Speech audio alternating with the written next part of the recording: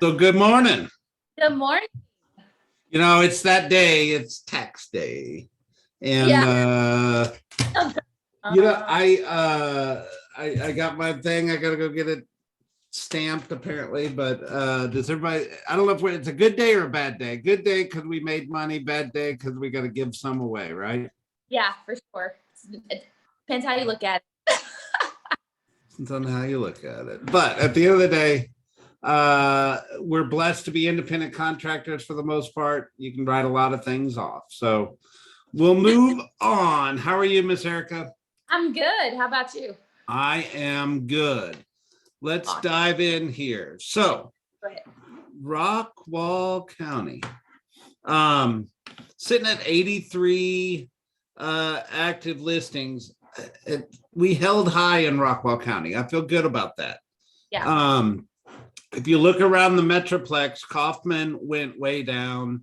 Dallas County started to trend back down on active inventory. Collin County went quite a bit down in active inventory over the last 7 days. Denton County, the other big county, went backwards down over the last 7 days. So what do you make of that? I mean, it's certainly it's a fluid conversation around inventory in our world right now. Yeah. I mean, I think it just goes back to what we've been saying week over week. We're going to see the up, down, up, down, up, down, up, down. So I just think that's something that we've got to be here for moving forward. I don't think there's an exact reason why it's happening. Yeah. So I want to point out something. I don't always point this out. Let's go back to Rockwall. So I want to start watching the expireds. Yeah. And the reason I'm going to show you why here in a minute, but it's going to be an early indicator to us that the market's changing. And I don't see it changing right now.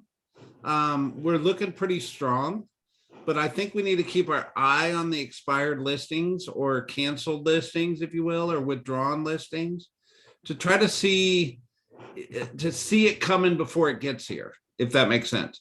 So if you go to a large county like Dallas County, there was only 11 expireds over the last 7 days. Of course, they're end of month expireds.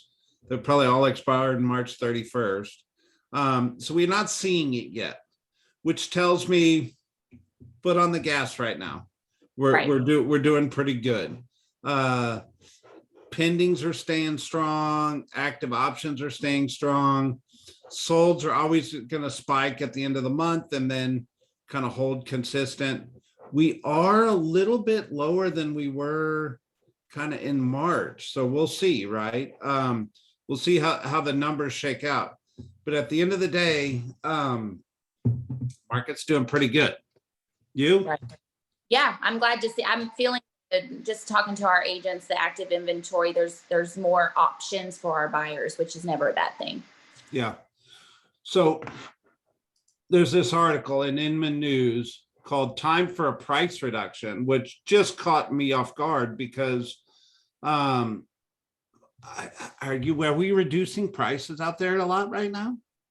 I've only seen a few in certain price points of reductions. I thought this article was interesting, and I know you're going to talk more on it because you led into that about what we need to be for with withdrawns, expireds, things like that.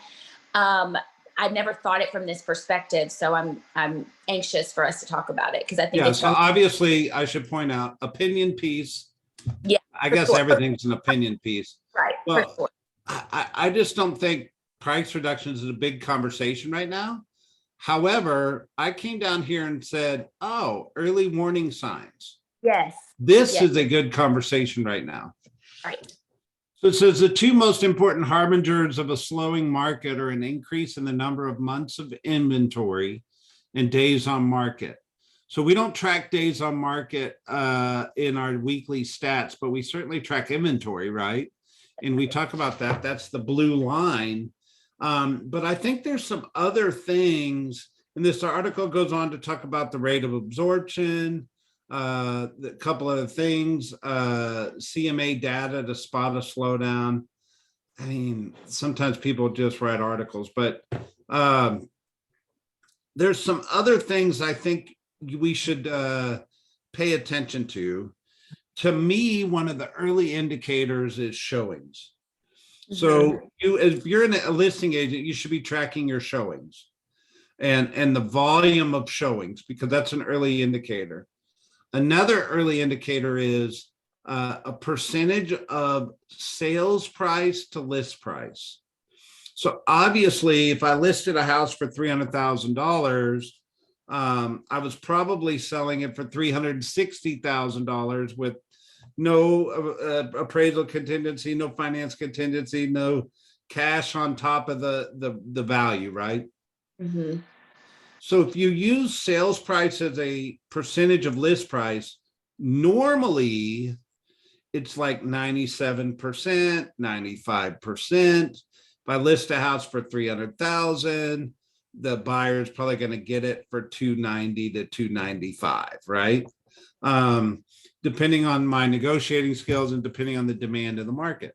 Well, right now that 300,000 is going for 120% of the list price, but that doesn't mean if we go from 120% of the list price down to 105% of the list price, we shouldn't take notice, Right. because it's going to start to show that movement. Right. And I like it also talked about going back 6 months to see what you're saying with the sales price ratio as opposed to what it is 3 months. And that's an indicator of what's happening in the market. I never really thought about that perspective till reading the article. So definitely going to start. Yeah. So certainly recommend people jumping on this article. It's called Time for Price Reduction, which I almost didn't click on it. I was like, oh my gosh. But there was some good stuff in this article. Agreed. The next article is on the Dallas Business Journal, talking about how DFW soaring home prices outpaced property tax hikes this year. So I read this article and it made me think.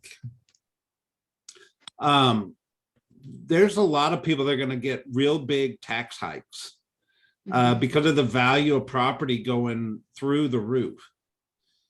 And I think it's a big opportunity to go back and educate yourself around the homestead exemption and making that a touch point to your database.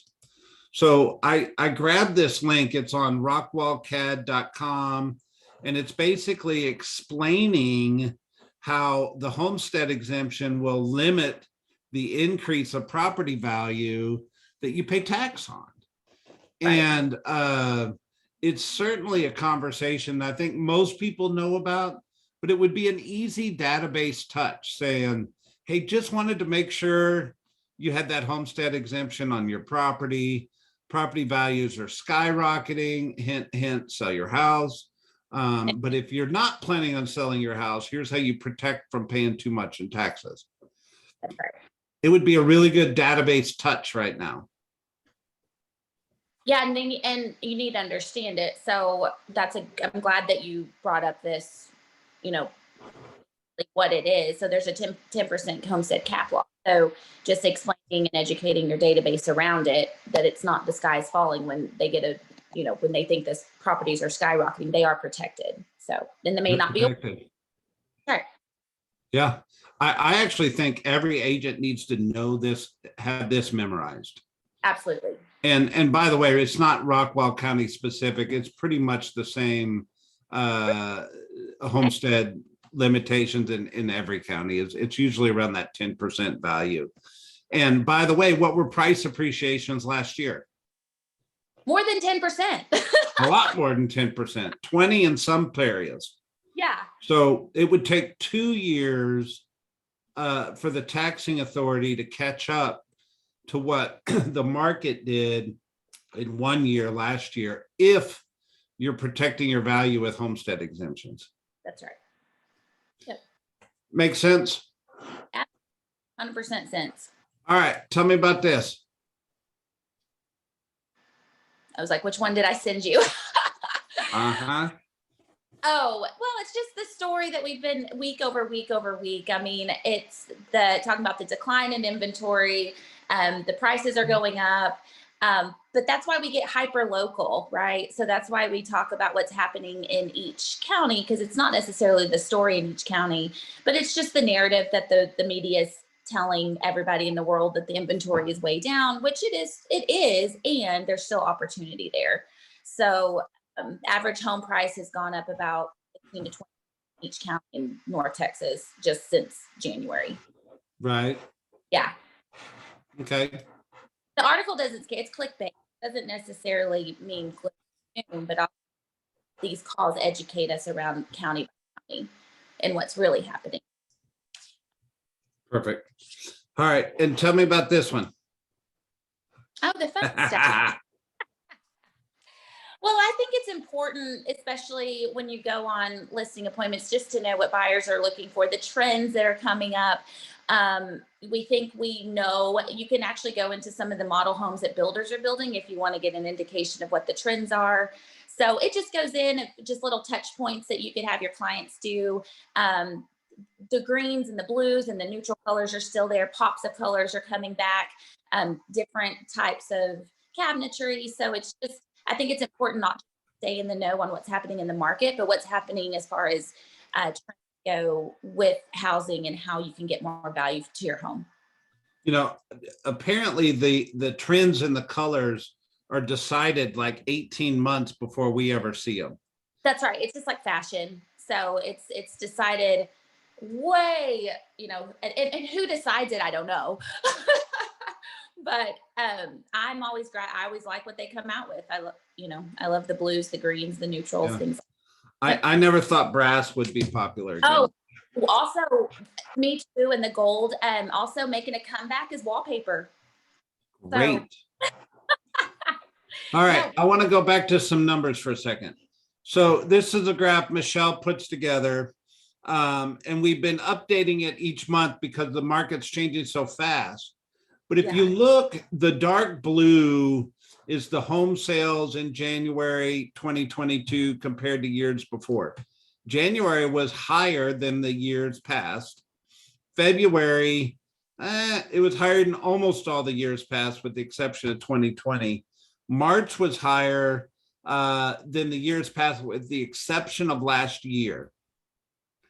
And here's the factor that I think we need to talk about inside these numbers is I believe there's this natural migration of buyers and sellers that goes on inside of our city. And there are some years that more people are moving. There's some years that less people are moving. New construction certainly helps fuel that property growth and that kind of thing. What I don't think we have a good grip on just yet is how much of those home sales were created by iBuyers. Right. That did iBuyers create a surplus of transactions that we may not see again for a while? Meaning it was that March 2021, that little blip of extra home sales last year. Could we contribute that to iBuyers? And then what we're experiencing is normal.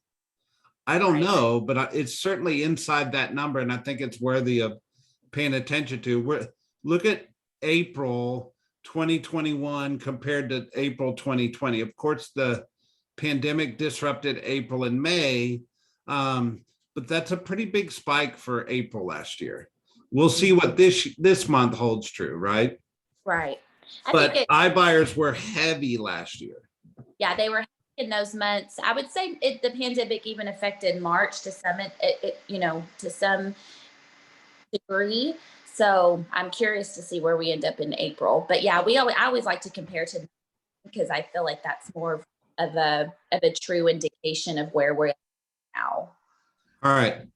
So let's go fundamental for a minute. Elon Musk trying to buy Twitter for $43 billion. Mm-hmm. Why? And by the way, I haven't prepped you. Why do you think he's buying it? Why do you think he wants it? You know, there's been speculation of why. I don't know if it's actual factual information that he wants a platform that's not as monitored. I don't know if that's true. I'm working to think why he would want that in the space that he's not in that. Well, he's in the tech space. He's not in the social media space. So I really don't know where he's going with this. I'll tell you my opinion. None of us really know, but I'll tell you my opinion. Okay, what's your opinion? Where else could somebody buy the largest database in the world? Okay, yeah, I didn't think about, Every one of us have given our email address, our information, and we all have a Twitter account. So outside of buying Facebook or I guess Instagram's owned by Facebook. It is, yeah. There's nowhere else you could buy a larger database.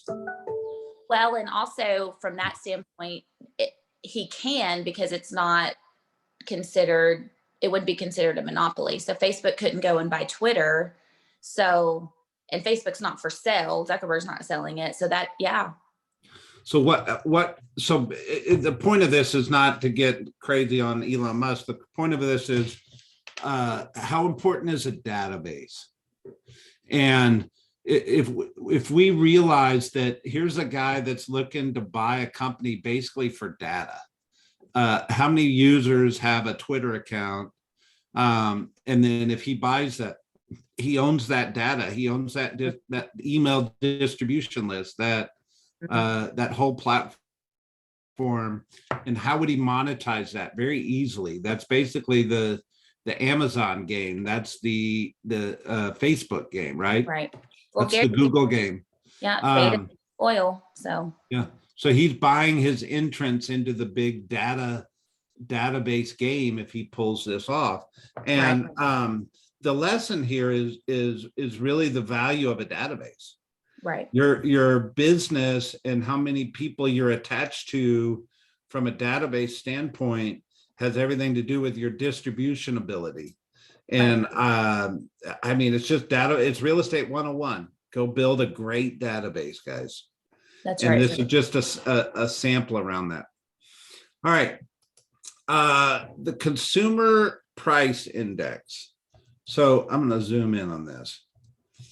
So this is what inflation is. They call it CPI or inflation. And you can see on this graph, the blue line is the real inflation, and the red line is basically core inflation, which is basically food, gas, all the stuff that we need to make life go around. You can go backwards in time and see the last time we had inflation at this rate was in the 80s, okay, early 80s.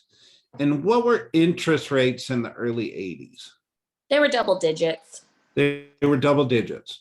So the government does not want our economy to exist in high inflation. And you can see we're teetering on high inflation.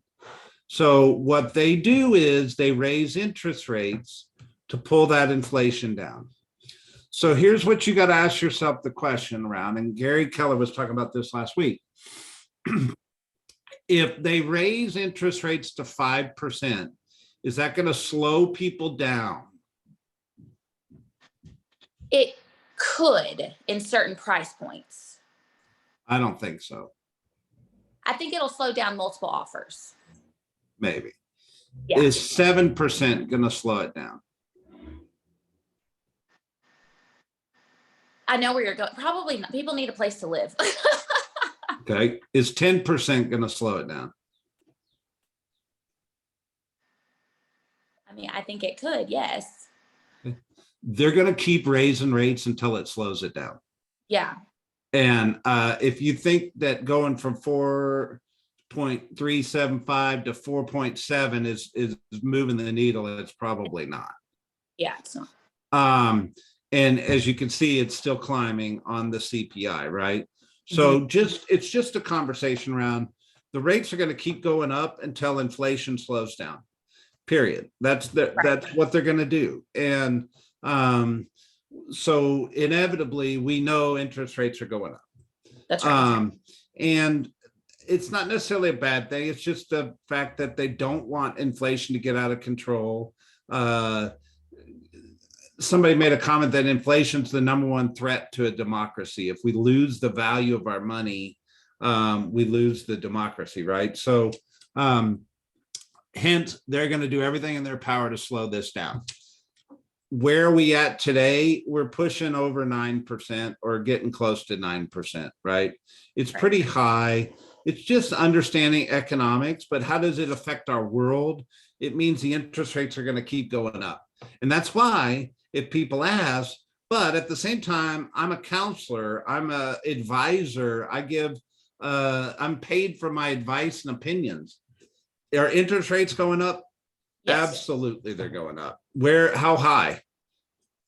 You tell me. What is 10% slow it down? Does 7% slow it down? We don't know. They're going to keep playing that game until it slows down. And the information I do know is it's not slowing down today, which means it's going to continue to go up. And that's not fatalistic. That's just understanding your market. And the truth is top producers know how to win in every market, Erika. That's right. There's very few people that were alive and selling real estate back here when it was topping that 15% appreciation and interest rates got up to 12, 15%, right? Following this time period, because that's what they did. They raised rates to pull it back down. And then they love it when we're down here. But at the end of the day, just know it's creeped up. They're going to keep jacking the rates until they pull this thing down. What are you hearing me say? Because I'm talking economics 101, but I want to make sure everybody understands. What I'm hearing you say is, we need to be conscientious of what's happening in the economics. If Jim were here, he would talk about the Fed meetings. Like they meet I think the next one is in June. So be conscientious of what's going to happen there. If there's going to be a hike, it's going to happen in June. And then they meet again in September. High producers win in any market, I think is something I keep hearing. So it's making, thinking differently around it, how you go win. Don't be a victim to it. And also think it's educating your client. So when we don't have a crystal ball, but if you're a seller and the interest rates are going up, that's going to affect them. If you're a buyer and the interest rates are going up, that's going to affect them. But right now, it is what it is. Like it's still 5%. That's still actually historically low. So if I were advising a seller or client, I would say now is the best time because the interest rates going up will affect the price point of their home. It will. Yep, for sure. And if we just pull up the 10-year treasury real quick, it's down here. What's that look like right now?